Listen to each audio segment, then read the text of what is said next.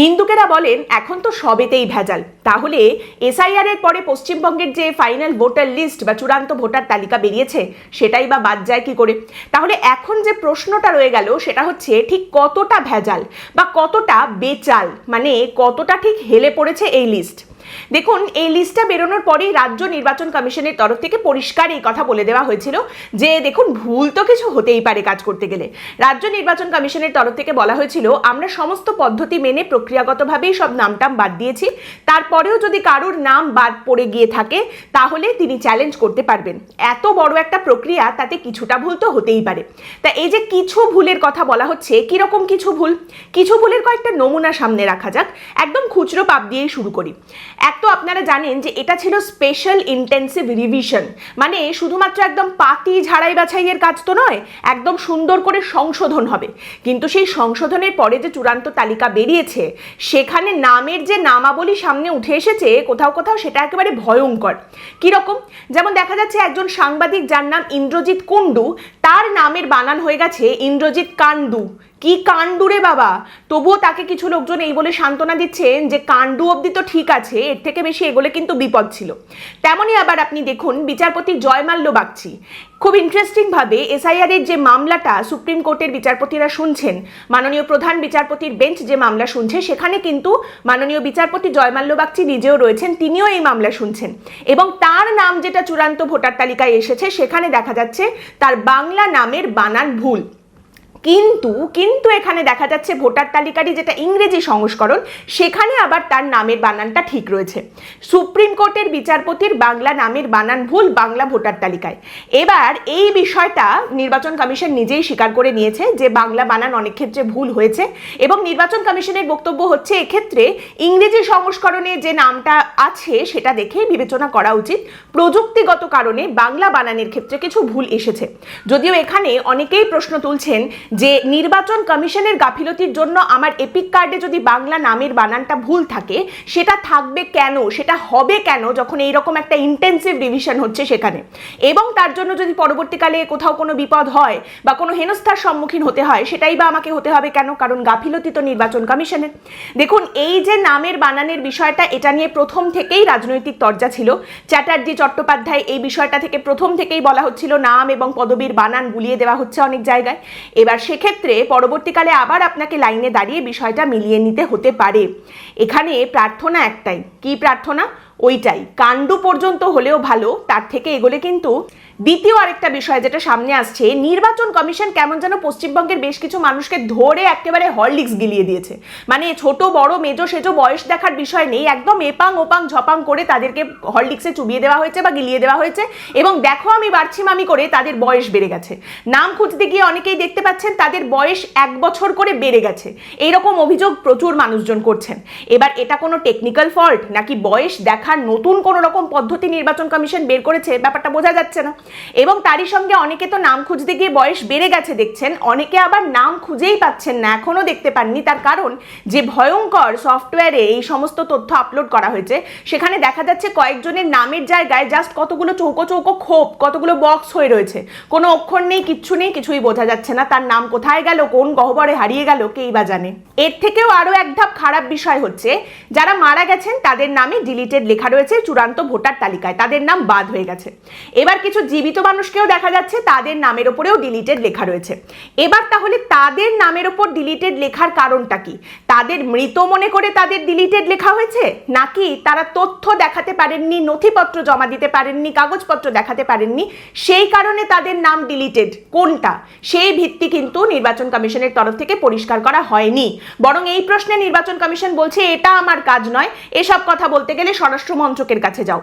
যে এসআইআর এর মূল এবং সবথেকে বড় ভিত্তি ছিল যে অনুপ্রবেশকারীদের ধরে ধরে চিহ্নিত করে ভোটার তালিকা থেকে বাদ দেওয়া হবে, সেই এসআইআর এর পর যখন চূড়ান্ত ভোটার তালিকা সামনে আসছে সেখানে যে সমস্ত নামগুলোর ওপর ডিলিটেড লেখা রয়েছে সেগুলো কিসের ভিত্তিতে ডিলিটেড?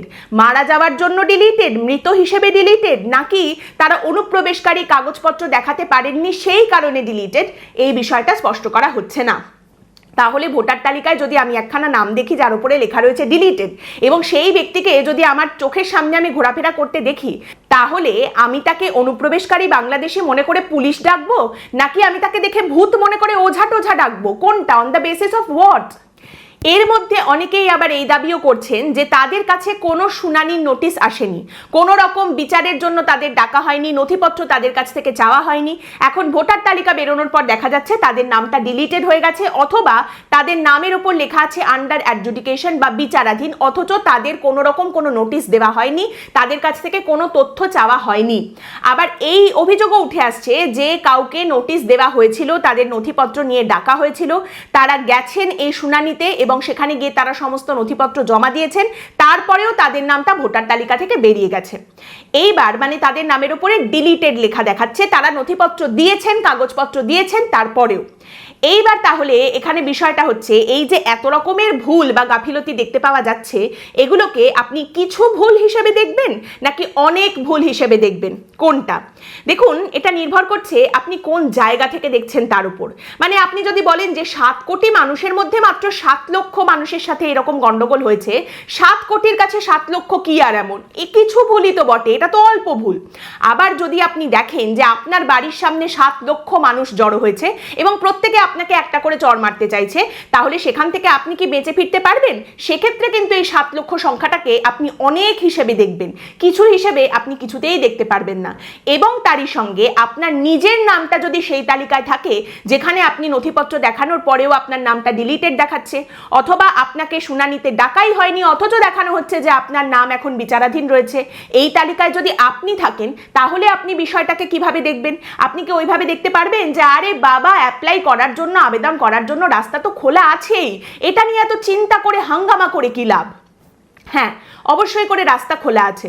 নির্বাচন কমিশনের তরফ থেকে জানানো হয়েছে যে কারোর নাম যদি চূড়ান্ত তালিকা থেকে বাদ যায় তিনি আবেদন করতে পারবেন, জেলা শাসক তথা জেলা নির্বাচনী আধিকারিকের কাছে আবেদন করতে পারবেন, পরে রাজ্যের মুখ্য নির্বাচনী আধিকারিকের কাছেও আবেদন করতে পারবেন, এবং তারই সঙ্গে ফর্ম 6 এর মাধ্যমে নতুন ভোটার হিসেবেও তিনি আবেদন করতে পারবেন।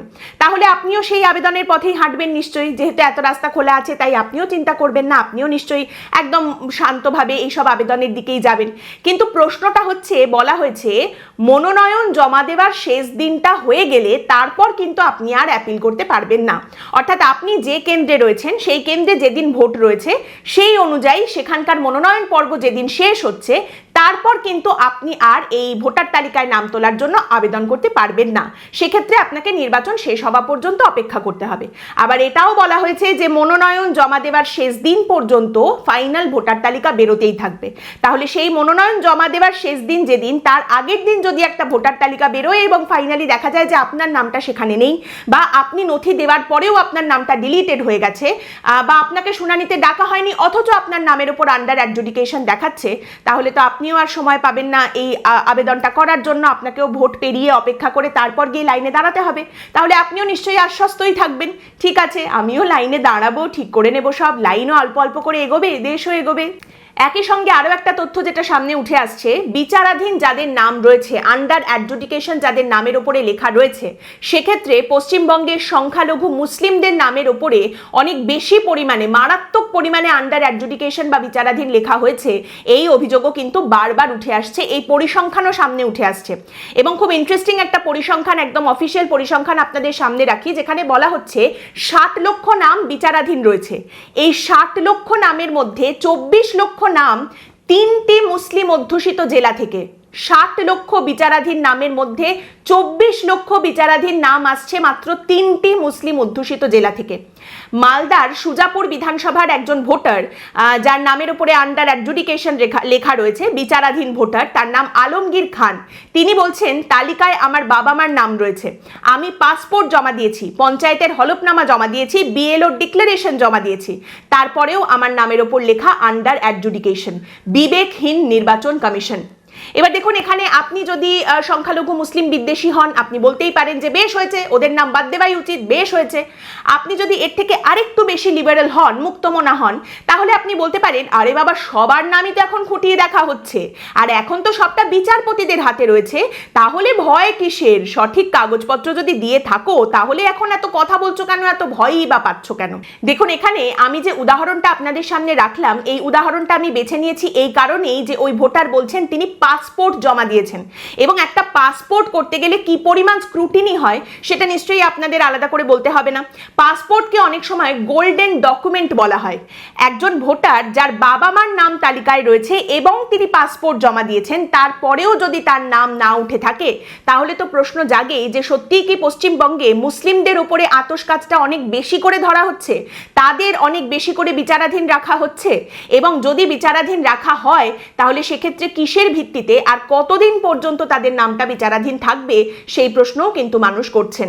এবং এই বিচারাধীন নিয়ে প্রশ্ন উঠছে তার আরও একটা কারণ দেখুন, অনেকেই যে প্রশ্নটা তুলছেন শুধুমাত্র সংখ্যালঘু মুসলিম তা কিন্তু নয়, অনেক বিএলওর নাম এই বিচারাধীনের তালিকায় আন্ডার অ্যাডজুডিকেশন রয়েছে।